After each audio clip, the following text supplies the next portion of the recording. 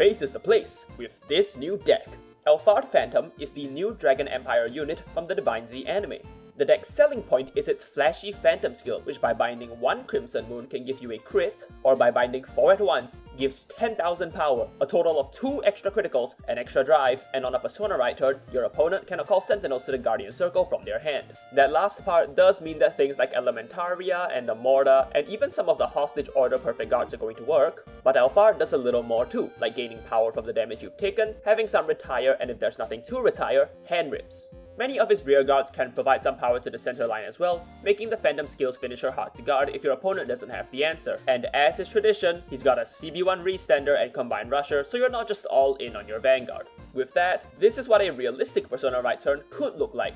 You could be playing bad cards that increase your Vanguard's power, but I think you're just better off playing good cards on the side. On a Persona ride at 5 damage, call Redome and Recurrence Dragon via their own skills. Redome gives 5,000 power to himself and Alphard, and Recurrence gains 15,000 on his own. Starting battle phase, Gamma Ray's boosted by Epic Heal for 38,000, then Alphard attacks for 66,000 triple critical, triple drive after using his main phase skill and binding 4 moons. This also completely restands the Gamma Ray's column and draws you 1. Gamma Rays now hits for 43,000 with Epic Heal's skill, and that draws you a card at the end of the turn as well. Then, with Recurrence boosted by something like Spiral Torment Dragon, you hit for 48,000. This nets you 2 raw draws and an extra 10,000 point intercept, assuming your opponent survives Alphard's huge center line. If you ask me, I'm not really sold on this one. If you go first and do your rushing, the deck will probably get to its turn 4 finish and win off its sheer might. But it's not always gonna be that easy. The finisher being stopped by Elementaria means a random chance to just blow up on the spot, not to mention the need to find 4 orders by turn 4, which is also an extra chance to brick something. And if you whiff the finish, you're stuck on a pretty mediocre 4 attack deck that will just limp its way to a loss. If you achieve the finisher, I'm sure that feels great, but you can probably get a similar result playing Vigilla or Blangdmire.